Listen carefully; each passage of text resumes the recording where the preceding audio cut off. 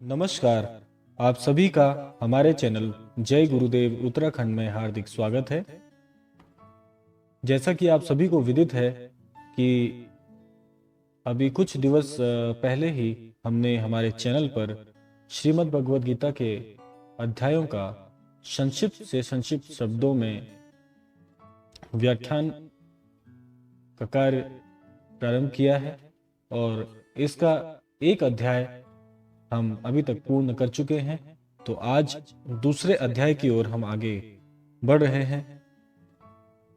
जिन भी भक्तों ने अभी तक हमारे पहले अध्याय को नहीं सुना है, उनके लिए संक्षिप्त में उन्हें यह सूचना दे देते हैं कि पिछले अध्याय में अर्जुन और श्री कृष्ण का वार्तालाप हुआ था, जिसमें अर्जुन ने अपने सगे संबंधियों पर शस्त्र उठाने के चलते असमर्थता व्यक्त की थी और वहीं पर श्री कृष्ण के सामने ही अपने धनुष को त्याग दिया था और विलाप करने की अवस्था में थे। अब इस अध्याय से हम आगे की ओर बढ़ रहे हैं। इस अध्याय में संजय और धृतराष्ट्र जी का वार्तालाप भी हो रहा था, जिसमें संजय धृतराष्ट्र जी को सारा जो महाभारत का वर्णन है वह बता रहे थे। तो आगे चलते हैं। संजय ने कहा, हे धृतराष्ट्र, अब श्री कृष्ण और अर्जुन का वार्तालाप हो रहा है, जिसमें अर्जुन बहुत ही व्याकुल हैं और श्री कृष्ण के सामने वह असमर्थता व्यक्त कर रहे हैं। तो श्री कृष्ण भी व्याकुल चित्त से अर्जुन से बोलते हैं कि हे अर्जुन, अनार्य के सेवन करने योग्य अपयश कारक मोह इस समय तुम्हारे मन में कहां से आया? तुम कायर मत बनो, यह वीरों को शोभा नहीं देता। तुम हृदय की दुर्बलता को त्याग कर युद्ध के निमित्त खड़े हो जाओ। अर्जुन ने कहा, हे मधुसूदन, मैं रण में पूज्य भीष्म और द्रोणाचार्य के ऊपर अपने बाणों से प्रहार कैसे करूं? गुरुजनों को मारकर इनके रक्त से सने भोगों को कैसे भोगूंगा? हम नहीं जानते कि संग्राम में हम दोनों में से कौन जीतेगा। यदि हम जान भी लें तो भी जिनको मारकर हम जीवित रहना कभी भी पसंद नहीं कर सकते। वही धृतराष्ट्र के पुत्र हमारे सामने प्रस्तुत हैं। मैं आपसे पूछता हूं, जिससे निश्चय करके मेरा भला हो वह मुझे समझाकर कहिए प्रभु, क्योंकि मैं आपका शिष्य हूं, मुझे शिक्षा दीजिए। मुझे पृथ्वी का निष्कंटक राज्य मिल जाए और देवताओं का भी आधिपत्य मिल जाए, तो भी ऐसा कोई उपाय नहीं दिखता कि जो मेरी इंद्रियों के शोक को दूर करे। हे गोविंद, मैं युद्ध नहीं करूंगा। यह कहकर अर्जुन चुप हो गए। संजय बोले, हे राजन, दोनों सेनाओं के मध्य में खिन्न होकर बैठे अर्जुन से श्री कृष्ण ने यह वचन कहे हैं। अर्जुन, जिनके लिए शोक नहीं करना चाहिए तो उसके लिए शोक करता है, और पंडितों के से वचन तो कहता है, परंतु पंडित लोग न मरों का शोक करते हैं न जीवितों का। यह बात असंभव है कि मैं पहले ना था, तुम ना थे और ये राजा भी ना थे, और इसके बाद नहीं रहेंगे, क्योंकि यह देह जो है वह नाशवान है।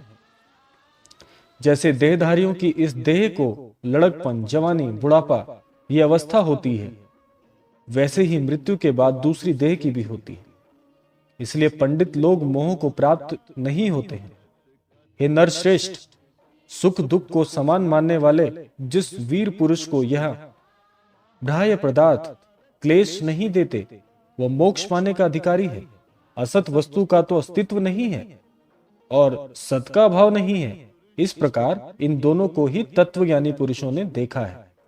जिससे संसार यह सारा विश्व व्याप्त है, उसको अविनाशी जानना चाहिए, क्योंकि इस नाश रहित आत्मा का विनाश करने में कोई समर्थ नहीं है।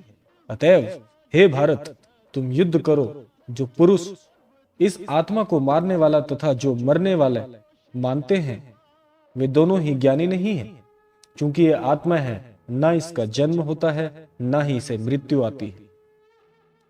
आत्मा न कभी जन्मती है और न कभी मृत्यु को प्राप्त होती है। नष्ट होने पर भी वह नाश को प्राप्त नहीं होती। जो पुरुष इस आत्मा को नित्य, अविनाशी, निर्विकार और अजन्मा जानता है, वह जिसको घात करावेगा और किसको मारेगा। यानी कि ऐसा पुरुष किसके लिए घातक हो सकता है। जिस प्रकार मनुष्य पुराने वस्त्र को फेंककर नए वस्त्र ग्रहण करता है, उसी प्रकार आत्मा पुरानी देह छोड़कर नई देह को धारण करती है। आत्मा को शस्त्र नहीं काट सकते, अग्नि नहीं जला सकती, जल भिगो नहीं सकता। यह अविनाशी, सर्वव्यापी, स्थिर, अचल और सनातन है। यह इंद्रियों से जानी नहीं जा सकती, यह कल्पना से भी परे है। इसलिए ऐसा जानते हुए तुम्हें शोक करना उचित नहीं है। हे महाबाहो, यदि तुम इस आत्मा को नित्य जन्म लेने और नित्य मरने वाली मानते हो, तो भी तुम्हें शोक नहीं करना चाहिए, क्योंकि जो जन्मा उसकी मृत्यु और जिसकी मृत्यु हुई है उसका जन्म निश्चय है। यह एक चक्र है, संपूर्ण चक्र। अतएव जो बात अनिवार्य है उसके लिए सोच करना व्यर्थ है। जन्म लेने से पहले क्या था, किसी को मालूम नहीं कि मैं क्या होऊंगा। फिर मरने के पीछे क्या होगा, कोई नहीं जानता। ऐसी दशा में किसी बात का सोच करना क्या तुमको उचित करता है। इस कारण सब प्राणियों के विषय तुमको सोच करना उचित नहीं है। अपने धर्म को भी सोचकर तुमको घबराना उचित नहीं है, क्योंकि क्षत्रिय को धर्म पूर्वक युद्ध से और कुछ भला करने वाला नहीं है। हे पार्थ, बिना इच्छा किए स्वर्ग का द्वार रूप यह युद्ध तुमको स्वतः प्राप्त हुआ है। ऐसा सुअवसर भाग्यवान क्षत्रियों को ही मिलता है। यदि तुम अपने धर्म के अनुसार इस संग्राम को ना करोगे तो अपना धर्म और बड़ाई खो बैठोगे। सब लोग सदा तुम्हारी अपकीर्ति करेंगे और प्रतिष्ठा वाले पुरुषों के लिए अपयश का होना मृत्यु से बढ़कर है। ये महारथी समझेंगे कि अर्जुन डरकर संग्राम से हट गया, और अब तक जो लोग तुम्हारा मान करते थे वे अपयश करने लगेंगे। शत्रु लोग तुम्हारे पराक्रम की निंदा करते हुए अनेक प्रकार के दुर्वचन कहेंगे। इससे बढ़कर दुख तुमको और क्या होगा। यदि तुम युद्ध में नष्ट हो गए तो स्वर्ग का सुख भोगोगे और जीतने पर सब पृथ्वी तल पर राज्य करोगे। इसलिए युद्ध के निमित्त दृढ़ प्रतिज्ञ होकर खड़े हो जाओ। सुख दुख, लाभ हानि, जय पराजय, इनको समान समझकर लड़ने के लिए तैयार हो। ऐसा करने से तुम पाप को प्राप्त नहीं होगे। हे पार्थ, यह ज्ञान उपदेश ज्ञान योग के विषय में तुमसे कहा गया। अब निष्काम कर्म योग के विषय में सुनो। जिस ज्ञान को पाकर कर्म बंधन से तेरी मुक्ति होगी। कर्मयोग मार्ग एक बार प्रारंभ किए बिना कर्म का नाश नहीं होता और विघ्न पड़ने पर भी शुभ फल होता है। और इस कर्म का केवल प्रारंभ ही संसार के भय से छुड़ाकर पूर्ण ब्रह्म प्राप्त करता है।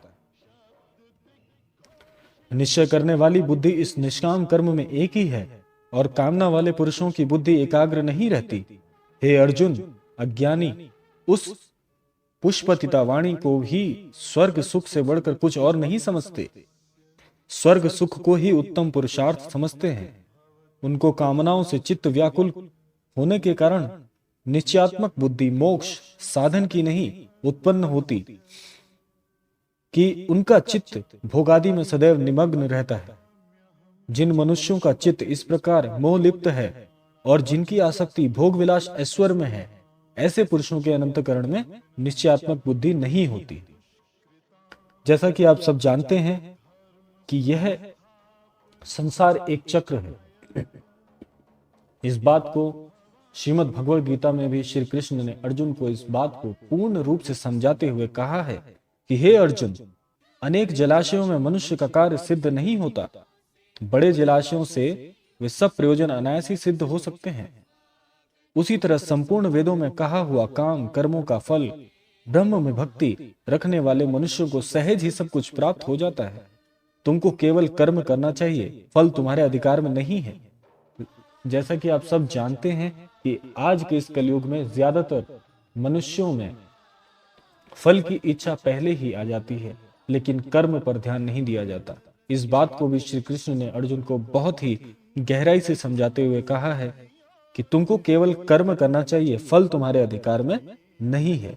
तुम ना तो फल की अभिलाषा से काम करो, ना निकम्मे ही रहो। फल की आशा त्याग कर कार्य की सफलता को समान मानकर तुम योगस्थ होकर कर्म करो, यही कर्म ज्ञान योग है। बस बुद्धि योग सहित कर्म से अन्य कर्म अत्यंत हीन है, इसलिए तुम बुद्धि योग का आश्रय ग्रहण करो। फल की इच्छा करने वाले निकृष्ट होते हैं। निष्काम कर्म करने वाला पुरुष ईश्वर कृपा से इसी संसार में सुकृत तथा दुष्कृत इन दोनों ही का त्याग कर देता है। इसलिए तुम निष्काम कर्म में प्रवृत्त हो जाओ। कर्म फल को त्याग कर ही बुद्धियुक्त ज्ञानी पुरुष जन्म बंधन से हटकर मोक्ष को प्राप्त होते हैं। यही मोक्ष का द्वार है, यही मोक्ष की सिद्धि है। तो आज का यह श्री कृष्ण के द्वारा अर्जुन को दिया जाने वाला ज्ञान बहुत ही समझने योग्य है। आप सभी से मैं इस बात पर गहराई से जोर देने के लिए अवश्य कहूंगा कि जिस प्रकार श्री कृष्ण ने अर्जुन को यह ज्ञान दिया कि जीवन में कैसे हमें कार्य करने चाहिए, किस भाव से अपने योजन को पूर्ण करने के लिए सोचना चाहिए, वह बात आज भी इस कलयुग में भी अवश्य लागू होती है। तो आज के लिए अपने शब्दों को यहीं पर विराम देता हूं।